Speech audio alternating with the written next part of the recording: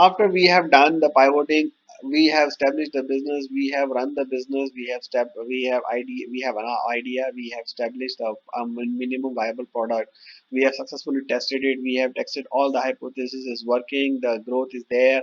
How do we accelerate? So acceleration is very important. Acceleration is come into the batches.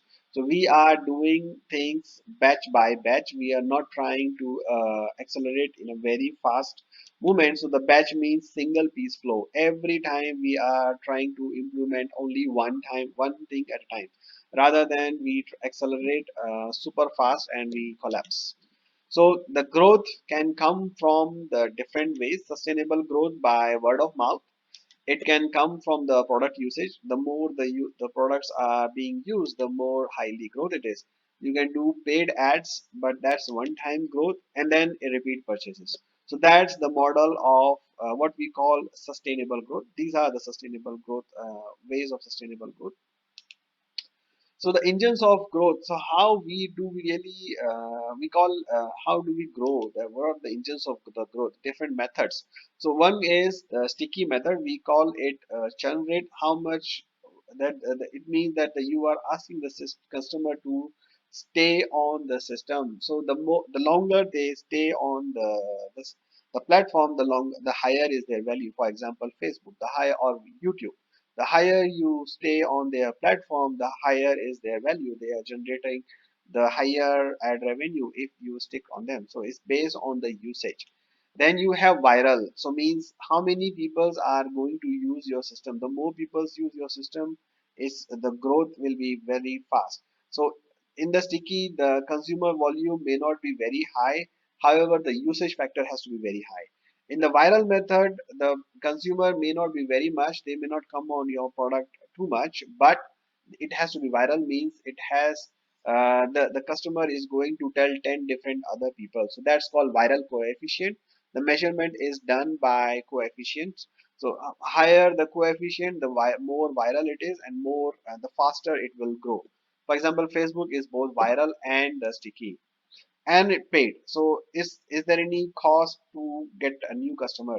So you have, if you are paying a new customer, so how much money that you are able to generate from that particular new customer?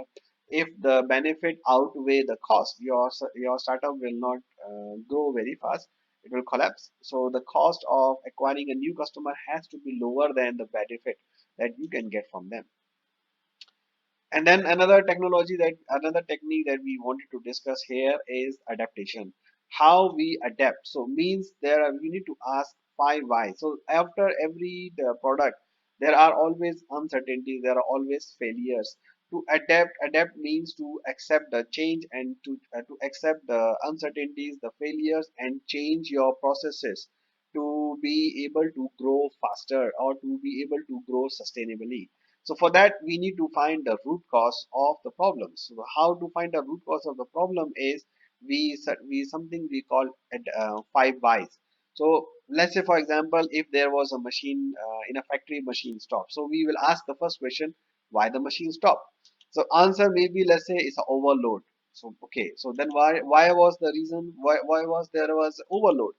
So maybe the bearing was not lubricated. So why bearing was not lubricated? Because lubrication pump was not efficient. Why lubrication pump was not efficient? Because the shaft was worn. Why shaft was worn? Because there was no strainer attached and the metal scrap went in, so shaft was worn.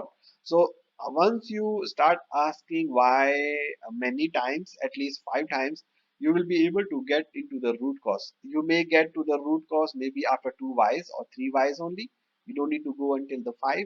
But the idea is to get to the root cause of the problem, the lowest possible, the smallest form of your issue, and then you fix that so that the problem doesn't happen again and again. So that is called adaptation.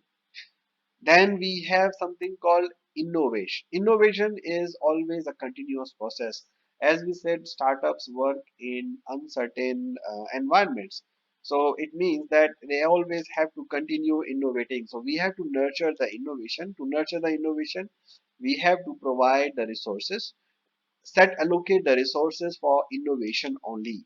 And then we create an independent development authority. So whoever is in charge of development, he is not required, he should not be required to answer the traditional methods of product delivery, the value, the profit, the loss. If that is the case, then the innovation will not happen. And the leader has to have some kind of personal stake into the project, then it will be become more successful. So ultimate objective is to deliver the cookie.